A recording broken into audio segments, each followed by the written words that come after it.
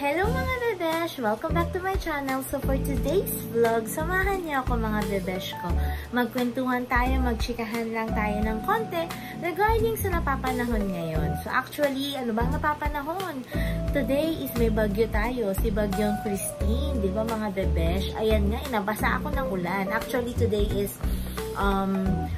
Thursday, yeah. Today is Thursday and then kahapon pa na-expect na dumating si Bagyong Christine, pero sabi nga dumating, bumalik, nawala, ewan ko kung ano nangyari sa kanya. So ngayon, ang naramdaman ko sa kanya is napakalakas na hangin. Kasi umuwi ako ngayong lunchtime, bumaliktad ang payong ko. Kaya sobrang nabasa ako ngayon mga bebesh. Pero okay lang din, parte yan talaga ng mga panahong may bagyo. So ano ba dapat natin gawin kapag may bagyo mga bebesh? Normally naman, dapat talaga mag-ready tayo. Meron tayo laging mga emergency kit, ang mga cellphone, ang mga emergency light, mga naka-charge dapat lahat yan. Kung ang power bank meron, mag-charge tayo. Kasi hindi natin masasabi kung ano ba ang pwedeng mangyari kapag may bagyo. Although alam ko sa iba sa atin is lagi na tayong prepare. Kami kasi guys, sinanay kami ng mom ko when she was still alive na laging puno ang aming mga ref, ang aming cabinet ng mga groceries kasi nga just in case na matagalan na malakas ang ulan, hindi na kailangan lumabas. So sabi nga nila, dapat nagpa-panic buying. Kaso mga bebesh, panic lang ang meron ako diba? Pero honestly, on a serious side, namili din ako ng konti. Nag-grocery ako para sa pagkain ng aking anak dahil alam niyo naman, walang pasok, laging gutom ang mga chikiting natin pag nasa bahay lang, diba? Ang kanilang mga alaga sa tiyan talaga namang alive din. So, aside from the grocery na malengke ng konti para hindi na nga labas ng labas. Tapos, ang lakas ng ulan. Wala siyang masyadong tubig or ulan. Pero yung ano niya, yung hangin niya malakas.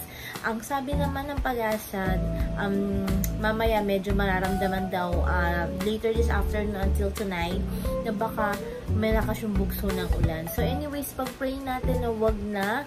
Dahil syempre kawawa naman din yung mga kababayan nating masasalanta, lalo na yung nasalanta nga sa Bicol. Anyways, ganun talaga, parte na ng buhay natin ng bagyo, literal man o talagang bagyo sa buhay.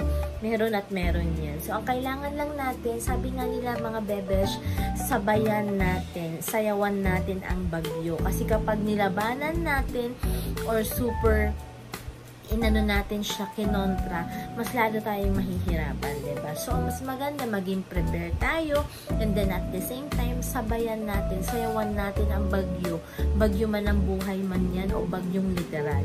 So, anyways, basta mga bebesh ko dyan, ready lang tayo. Tapos, ingat yung mga alam na nating mga lugar, kung ang lugar natin talagang binabaha, lalo na kapag nag-high tide, punta na tayo, likas na tayo sa mga safe na lugar. Yung mga animals natin, wag nating pababayaan yan ha. Sabi nga nila, kung hindi kayang bitbitin ng ating mga animals, pakawalan na lang natin kasi kaya nilang makasurvive, kaya nilang alagaan or iligtas sa kanilang mga sarili. Wag na wag po natin i-cage or wag natin itatali para if ever na dumating yung baha talaga, makatakas po sila. So, yun ang advice ko lamang mga bebesh. So, tayo din, ako rin, kami din dito sa bahay. Although itong bahay namin mataas, ang ano lang minsan may mga tulo na. So, yun ang mga chine-check din ng aking father at saka chine-check ko rin. So, basta mga bebesh, mag-ready lang tayo. Pag-pray natin na mawala na ang bagyong Christine. Kumbaga, umulan man siya, pero wag ganun kalakas at yung hangin wag din ganun kalakas. Kasi kailangan pa rin natin ng tubig ulan. So, ayan lang mga bebesh ko, pinag-usapan natin ng topic ngayon. So, kung may mga gusto pa kayong pag-usapan natin everyday, just click and comment down kung ano yung mga gusto nyo.